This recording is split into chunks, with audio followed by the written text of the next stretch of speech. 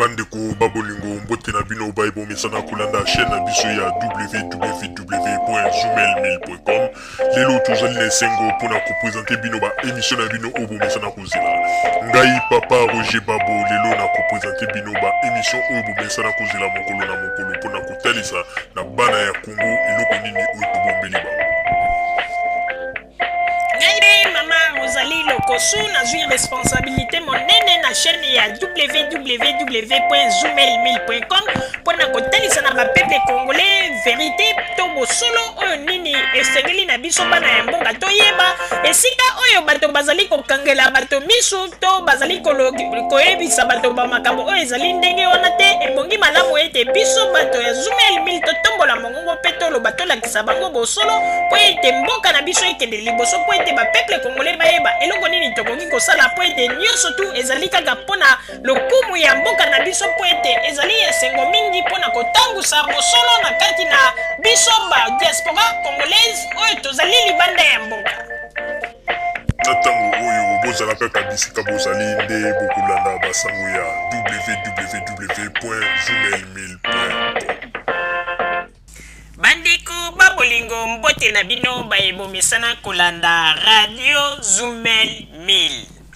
Bandeko babolingo lelo ba émission oyo tobombeli bino na basango oyo etali mboka na biso la République démocratique du Congo pe basango oyo etali biso ba diaspora congolaise oyo tozali libanda ya mboka.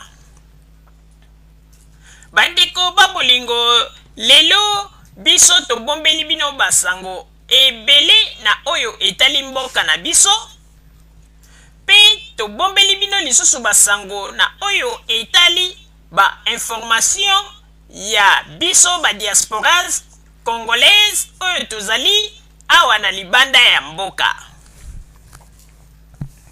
Bandeko babolingo information oyo tokolobela bino na ebandeli ezali ni tokoyebisa bino ete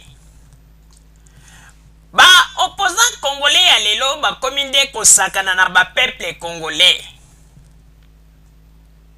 Yango ete tolobaki ete depuis radio Zoomel 1000 ezali na kati na terrain bato mingi lokuta na bango ekomi kobima libanda. Pona nini tolobi boye? Bandeko bomonaki lobi kaka atala kuchakudia autaki kochela bato information alobi ete Président Joseph Kabila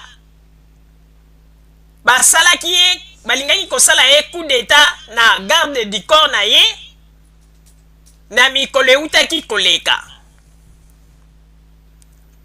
Tango biso bato ya Zoomel 1000 tozwaki likambo yango pe tolobeli yango pe totalisi esika nini lokuta na bango ezalaki kaka ye moko atala kuchakudia pona koluka kokamufle ba mensonge na ye wana kolinga neti kobimisa image ya malamu liboso ya bapeple aye kopesa lisusu information pona koloba ete coup d'état wana ezalaki ba scénario ya ba politicien congolais. Kokamwa mais oyo politicien ya ndenge nini? Donc yo zali kaka wana kolokotaka ba information na balabala soki oyoki information sans même vérifier mbala moko lancer yango na page na yo ya Facebook pe na page na ya parti na yo c'est que ozali politicien ya pamba. Tala sikoyo ntango yo olobaki ete Joseph Kabila ba coup d'état manqué ya garde du corps na ye tango biso bato ya Zoomel 1000 toye koloba ndenge nini bozali kokosa na ba information na bino omoni ndenge mosusu akosala te kaka yo moko yo kozwa information mosusu okomi olobi ete ezalaki ba scénario ya bato ya pouvoir na Congo.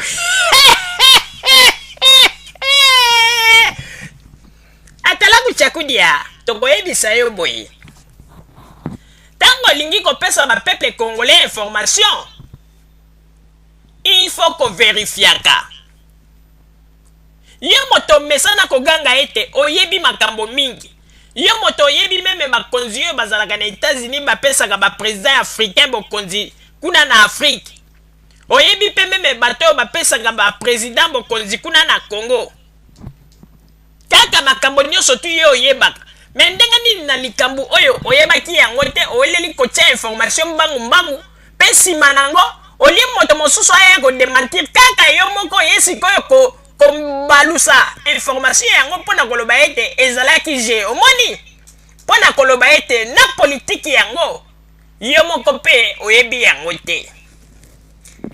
Yango wana bandeko babolingo po ete tokɔta na kati na masolo na biso malamu na kosenga na papa Botamba kuna na régie tutela biso nano mwa loyembo moko ebongo na nsima na yango tokɔta lisusu na kati na masolo na biso.